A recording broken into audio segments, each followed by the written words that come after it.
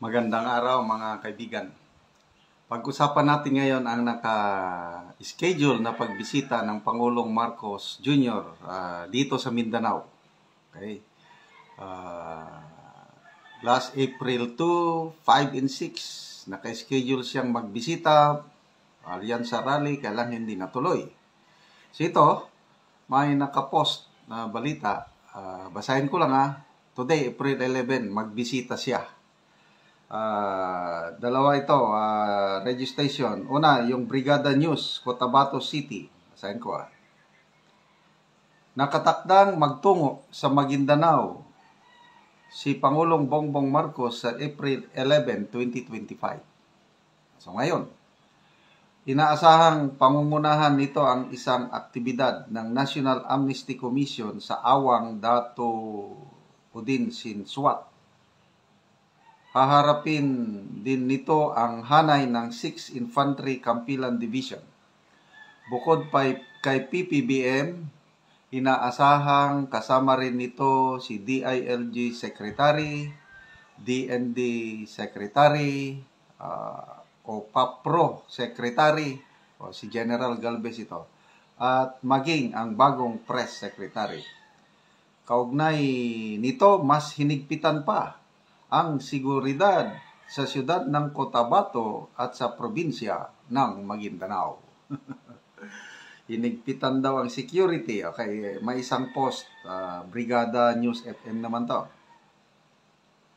Mamaya magbasa tayo sa mga comments. Grabing mga paghahanda ng mga DDS. Naghahanda na sila.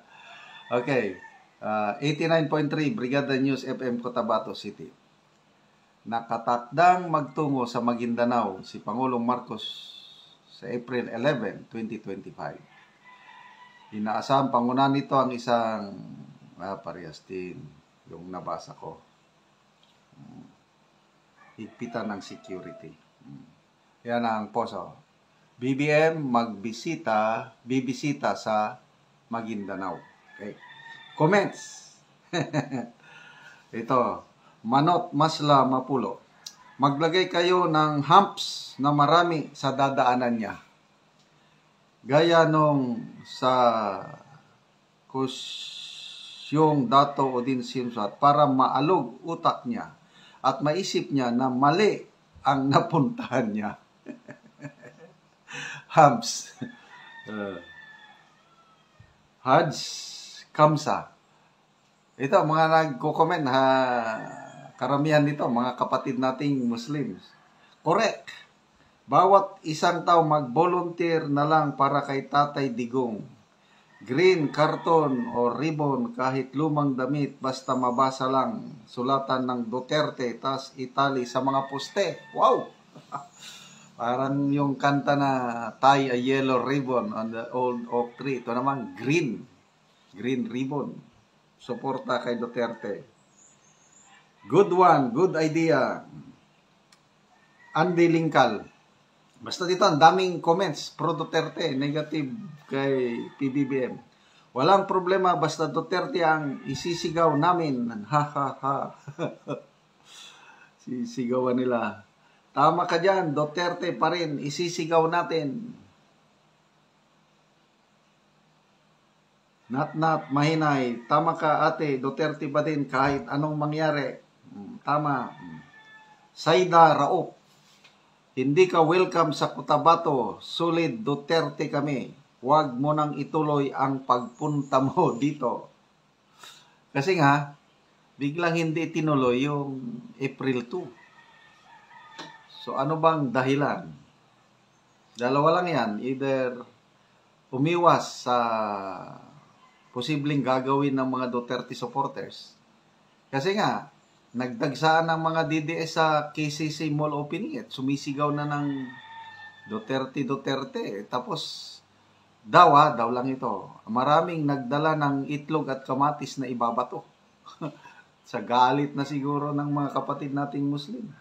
Kaya sabi nila, hindi ka welcome dito sa Cotabato Riyadin Nanding. Okay, Duterte pa rin ang sigaw sa pagbisita mo. Annalisa Dorias, ha ha ha, tama, tama, Duterte pa rin ang sigaw ng madlang people. Islam Mil, sana di nyo na pinaalam papunta dito ni Ngagba para di mag-rally ang pro Duterte, mapapahiya lang siya at wala rin pala siyang iya. Grabe naman. Mapapahiya lang siya. Kaya lang, ay, sandali, wala naman pala siyang hiya. So, hindi na mahihiya. Julie Hulgado, singkapal pa ng swelas ng tupa ang pagmumukha niya. Bill.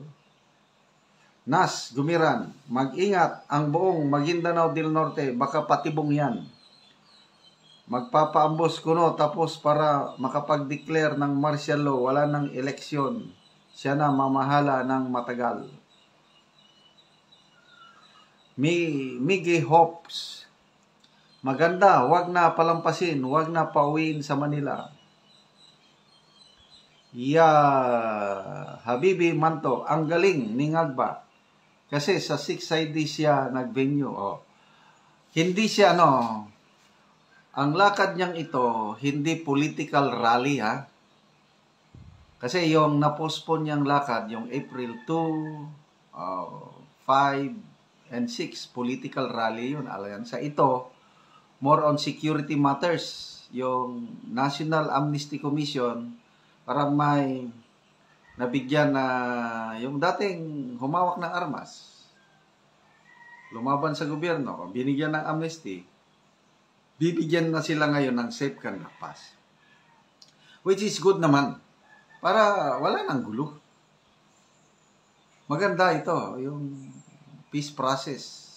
Kaya tahimik ang Mindanao ngayon dahil mga kapatid nating Muslim na dating humawak ng armas, wala na. At yan, nagawa yan panahon ni PRRD. Ito itinutuloy lang nila. So, kaya lang pagdating sa eleksyon, rally, parang takot na silang magkaroon ng rally. Kasi kung rally, ito, dahil military camp yung bibisitahan niya, hindi basta-basta makalapit ang mga sibilyan. Siguro along the highway lang. Kung mabantayan nila yung convoy, pwede magsigaw ang mga tao ng Duterte. Kaya lang dahil loob ng kampo, 6th Infantry Division, walang sisigaw ng Duterte. Yung mga nabasa ko pang comments kanina, ihanda ang mga kamatis. Maghanda ng maraming kamatis kagaya ng ginawa nila noon sa KCC Mall. Kaya lang, hindi naman tinuloy. Okay, good luck po sa pagbisita. Kaya lang, good luck sa mga DDS sa inyong hinandang sorpresa o pasabog. Mga kaibigan, salamat sa inyong pagsubaybay sa ating channel. Nakakatulong kayo ng malaki sa tribong Talandig sa Bukidnon dahil ang sweldo natin ay ginagamit pantulong sa tribo. Namimigay po tayo ng yero at pako para ma-repair ang mga sira-sirang bahay ng tribong Talandig.